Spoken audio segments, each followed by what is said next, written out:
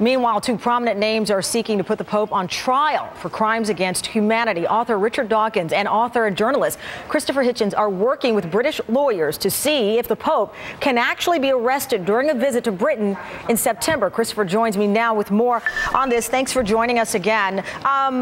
First of all, how were you able to find, it seems, an attorney willing to try to pursue this, as we've heard so much about the power of the church and people being unwilling to challenge this? Well, there's a very famous human rights counsel in London called Jeff Robertson, who's written a number of books on universal jurisdiction, who knows very well about the International Criminal Court, and who thinks that the Vatican can't claim sovereign immunity as a state, which is what the Church has already said in advance. The Church obviously knows it's in danger here, because it's already prepared a defense strategy of saying, no, the Pope is a head of state. We're going to challenge that too. And they made that declaration a couple of weeks right in the heart of the Holy Week, pointing out that the Pope would have immunity. But what does this lawyer say, Christopher? What would they use evidence, perhaps some of these memos that have been leaked out? What would be the fuel for the fire? Go ahead. What we have is very plain evidence, some of it with the Pope's own signature on it, as well as what you might call his fingerprints, of a very long-standing agreement between senior members of the Church to obstruct justice, excuse me, and to cover up a particularly revolting felony. Now, isn't it amazing that this is always discussed as if it's the Church's internal affair? Why do we make the assumption that the Church can be the judge in this case, in its own case? What is the law doing? I'll give you an example from the United States. Why does the Justice Department not demand the extradition of Cardinal Law of Boston, who fled the jurisdiction rather than answer questions under oath after it had been revealed that he'd sheltered and protected appalling pederasts? Why do we say, well, he's gone to a foreign town now, that's the end of our inquiries? Isn't there anyone in this country, any officer of the law, who will say, we have to do something to protect and vindicate these children?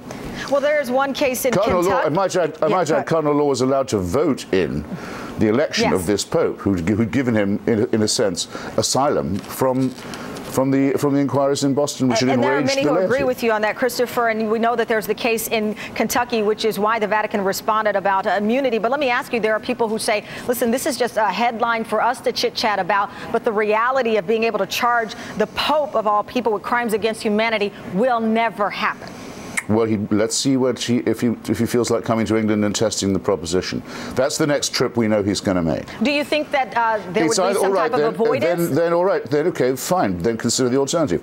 The alternative is we publicly declare that if you can call yourself a priest of any kind, or a high priest, as the Pope is, then you don't have to answer any questions about the rape and torture of children. That would be a grotesque situation, but it wouldn't it? Well, let me ask you. But it is now the situation. So are we to say that there's a category of person who lives and commits crime and covers up crime above and beyond the law, or not? And if so, how are we going to live with ourselves? And what are we going to tell the children? Christopher, there are people who point out, obviously, that you yourself, Richard Dawkins, both are atheists, that this is what is fueling your desire to take on the church in this way. Are you getting support from devout Catholics and Christians who say that the Pope, as you put it, should be arrested? The solicitor with whom we've been talking in London is a believing Christian.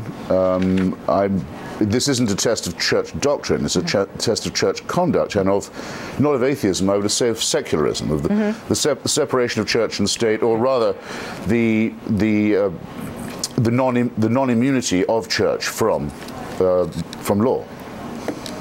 And Christopher, what is the next step then with this attorney?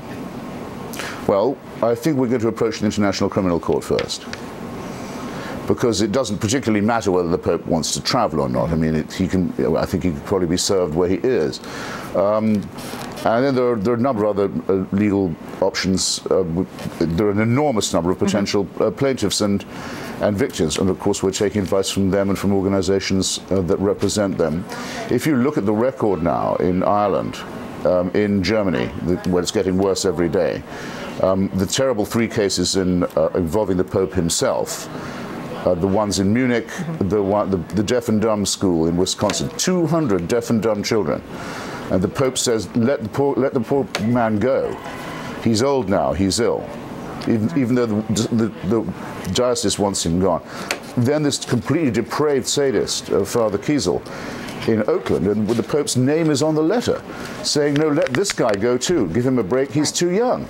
Well, this is some of the evidence you and others are pointing to. All this consideration for these hardened, calcified sadists, and never a single mention of the rights of the children.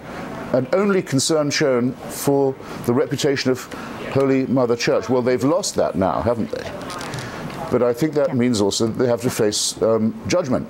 Well, Justice is coming.